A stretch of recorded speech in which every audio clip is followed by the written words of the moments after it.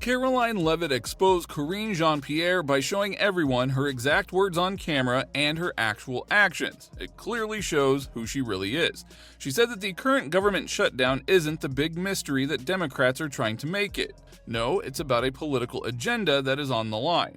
And how Karoline outclassed and outsmarted Karine Jean-Pierre with undeniable facts was quite an amazing scene to watch.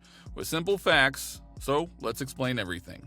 Now here's the situation. The government is shut down. People are worried about airports and food programs like WIC. And Karine Jean-Pierre went on The View where she said that all of this evil is happening intentionally from the Trump administration because of MAGA extremists, politicians who are ignorant people who only care about their billionaire donors, even if it means shutting down the government and causing serious consequences for American families.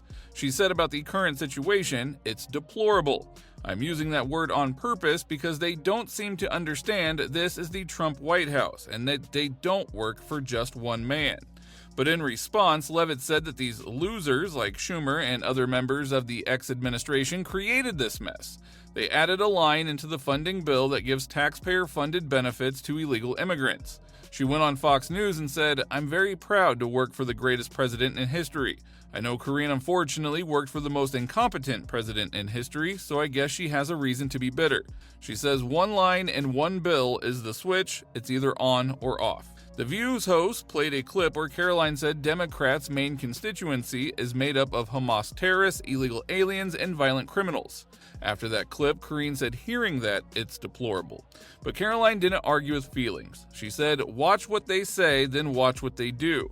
She said Karine took the podium every day and lied to the press about the incompetence of her boss. Leavitt issued a political statement criticizing the Kamala Biden administration, saying that the real problem is the government's relentless printing of money. Her words underscored her view that the administration's economic policies were harming the country. Her remarks came shortly after reports surfaced claiming that President Joe Biden had quietly relocated around 320,000 illegal immigrants from Latin America to various U.S. cities. The allegation that the administration was bringing in voters has since ignited widespread controversy and debate. She pointed to the facts. She said, look at the press access day by day. Not only does the president take questions from the press on a near daily basis, multiple times per day, as he did today, she said, but we also provide truthful and accurate information. Then she goes on to compare that to the last 4 years under Biden.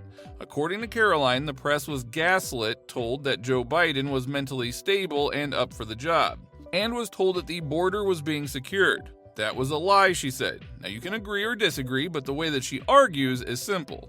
Match the claim to the clip. Karine had her own claims. On her book tour, she said she saw no such decline in Biden's abilities and said that he was doing the job. She also said on a podcast that Biden did more press than President Trump does now. Karoline called that a bold-faced lie. She said, talk to the real reporters in the briefing room. Talk to the people who actually care about the truth. She attacked activists that pose as journalists and said there are still some who test claims with facts and logs. That is where she wants the fight to live, not in insults, but in what can be counted and watched. During one exchange, a reporter cut in and said, it's against the law for illegals to get these benefits. In response, Leavitt said, let me ask you, do you think illegal aliens should get Medicaid benefits that were designed to help low-income families and Americans? What the Biden admin did is to allow tens of millions of illegals, they paroled them into the system, you cover immigration, and you know well it was a complete abuse of the system. Other Republicans echoed her. Congressman Pete Stauber accused Democrats of prioritizing health care for illegal immigrants over support for rural Americans. In Florida, Jimmy Patronis criticized Schumer for backing measures that would send benefits to non-citizens while military families and veterans were being squeezed. There was another flare-up that made headlines. Karine Jean-Pierre criticized Karoline's viral exchanges with reporters, including a private text where Karoline snapped at a HuffPost writer with a "your mom" joke and said that she wouldn't take any more of his insane questions. Karine said that that kind of trolling was deplorable. Karoline fired back that Karine lies every day and is bitter. She said being bitter will not sell you books. Now these are some sharp elbows, but again, Karoline tried to pull the focus back to receipts, daily Q&As, on-camera answers, and comparisons that anyone can see. Now let's slow down and use a simple test. When someone makes a big claim, we ask, where's proof? That's the tool Karoline uses. If Karine says that Biden did more press, show the list of press gaggles. If Karine says there was no cognitive decline, show the unscripted moments in the schedules. If Karine says the border was being secured, show crossings and policies on the ground. For Karoline, the clips and facts beat spoken words. Why did deplorable sting so much? The word has a long echo in American politics. People remember when voters were called deplorables. Here it was used about Karoline's words on The View. Karoline said the label is a trick to skip the proof. She says, don't throw a label at me, answer the fact. Did Biden's team hide his decline? Did they say one thing and do another? Did they limit real questions? These are yes or no items that you can measure by time, by count, and by tape. Meanwhile, everyday life doesn't stop. Federal workers are anxious about missing paychecks, TSA shortages slow down airports, national parks lock their gates, military families turn to food banks, WIC lines stretch longer. Leavitt keeps repeating one message: open the government now. She argues that Democrats could correct course immediately by approving the same clean funding bill that they've backed many times before. She added that if the stalemate continues, the White House will start reviewing which programs to pause, meaning some offices could close and some jobs could disappear. She insists it's not a warning, it's just the reality of what happens during a shutdown. Now, critics of Karoline hit back hard too. Some dragged old scandals and accused her of lying for the president. Others said her line about Democrats' main constituency was unfair and dangerous. Now, we should say this clearly. Strong words create strong reactions. But if we're honest, both sides use some strong words. Karine said deplorable. Karoline said incompetent, bitter, and lied every day. So how do we calm the noise? Again, we go to the tape and the logs. Karoline's core message is the same across interviews. She repeats it so even busy people can follow it. She said, with all due respect to my predecessor, she's one of the main culprits of the greatest cover-up and scandal in American history.